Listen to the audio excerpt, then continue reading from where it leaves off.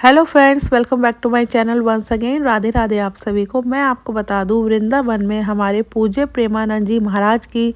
जो परिक्रमा लगाते थे वो उन्होंने फिर से शुरू कर दी है। फिर से वो अपनी जो सोसाइटी में रहते थे, श्री कृष्ण सरनम से लेकर राधा केली कुंज तक पैदल वो जाया करेंगे रोज़, जैसे पहले जाते थे, और भक्त उनके दर्शन कर पाएंगे। अब आप सोच रहे होंगे ये सब कैसे हुआ, तो मैं आपको बता दूं कि जिस सोसाइटी में एनआरआई जो सोसाइटी थी, जिसके जो वासी थे, उन्होंने जो विरोध दिखाया था पूज्य प्रेमानंद जी महाराज के विरुद्ध कि रात को इतनी ज़्यादा भीड़ हो जाती है, ढोल नगाड़े बजते हैं, हमें आवाज़ आती है, बहुत ज़्यादा डिस्टरबेंस होता है,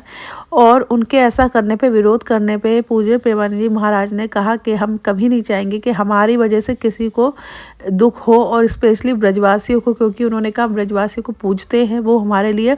सबसे ऊपर है, सबसे बढ़कर है। पूज्य प्रेमानंद जी महाराज ये भी कहते हैं जो हमारे ब्रजवासी हैं वो श्री जी के सबसे ज़्यादा प्रिय हैं, और ऐसे में उन्हें अगर हमारी किसी भी चीज़ से दुख पहुंच रहा है तो वो चीज़ हम कभी नहीं करेंगे। लेकिन उसके कुछ समय बाद आपने देखा होगा, कई वीडियोस भी देखे होंगे, जो सोसाइटी वाले हैं, जो एनआरआई सोसाइटी में रहते हैं, उनका वृंदावन में कई दुकानदारों ने, कई लोगों ने बाइकआउट किया, और जितने भी वृंदावन के संत थे और जितने भी वृंदावन में बहुत सारे लोग फेमस है,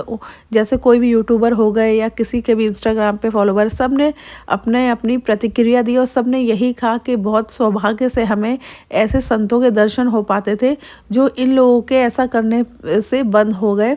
और बहुत लोगों ने अपना अपना पूज्य प्रेमानंद जी महाराज के प्रति अपना प्रेम, अपना भक्त भाव प्रकट किया। ऐसे में बहुत से लोगों ने ये भी कहा था कि वो दिन दूर नहीं जब ये लोग जाएंगे महाराज जी के चरणों में गिर के माफ़ी मांगेंगे, और वैसा ही हुआ। आपने देखा होगा, उनके ही यूट्यूब चैनल पे वीडियो पड़ा है, एनआरआई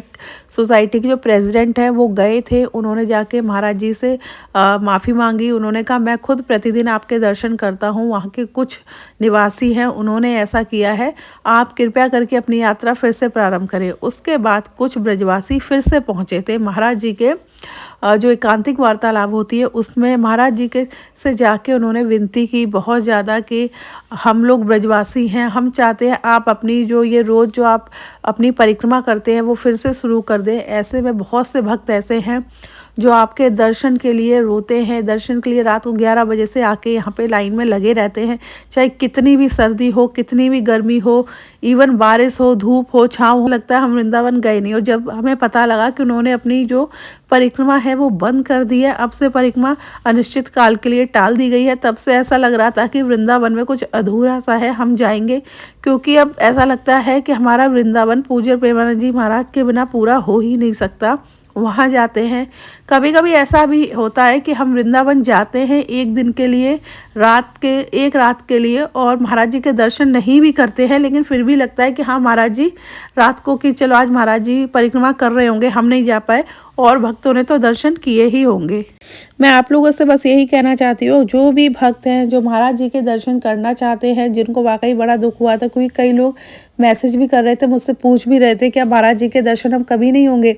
महाराज जी के दर्शन हो रहे थे, लेकिन महाराज जी फिर अपनी रात को कार से जाते थे 3:30 बजे, और थोड़ी दूर पहले उतर के फिर वो पैदल जाते थे, उतने में ही भक्त उनके दर्शन कर लेते थे। लेकिन ऐसे में ज़्यादा लोगों को दर्शन नहीं हो पा रहे थे। जैसे जब वो बिल्कुल अपनी सोसाइटी से निकल के जब राधा केली कुंज तक जाते हैं तो लंबा रास्ता होता है, वहाँ पे लोग उनके आराम से दर्शन कर पाते हैं, तो ऐसे में मुश्किल हो रहा था भक्तों के लिए दर्शन करना। आपने कई उनकी फ़ोटोज़ भी देखी होंगी,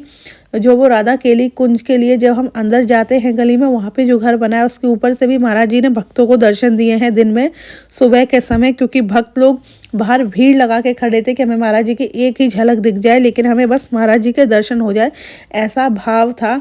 लेकिन जो एनआरआई सोसाइटी के निवासियों ने जो विरोध किया, उससे महाराज जी को बिल्कुल भी नहीं चाहिए था कि मेरी वजह से किसी एक व्यक्ति को भी दुख हो या परेशानी हो या किसी भी मुश्किल का उसे सामना करना पड़े। यहाँ पे हमें एक चीज़ और देखने को मिलती है कि एक बार ब्रजवासी महाराज जी के पास गए, उन्होंने एक बार विनती की, और हमारे पूज्य प्रेमानंद जी महाराज इतने भोले हैं, वो एक बार में ही मान गए, जबकि लोगों ने उनका कितना बुरी तरीके से विरोध किया था।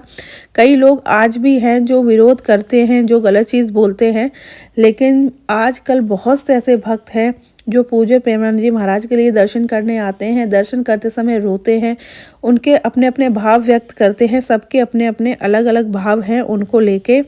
और हम भी चाहेंगे जल्दी से जल्दी हम वृंदावन फिर से जाएं, आप लोगों के लिए अच्छे अच्छे ब्लॉग भी लेके आएँ। होली का समय चल रहा है, वृंदावन में 40 दिन की होली है और महाराज जी के भी दर्शन करें। और मैं श्री जी से प्रार्थना करूंगी कि जो भी भक्त वृंदावन आना चाहता है वो वृंदावन ज़रूर आए, महाराज जी के दर्शन करना चाहता है उसे महाराज जी के दर्शन ज़रूर हों।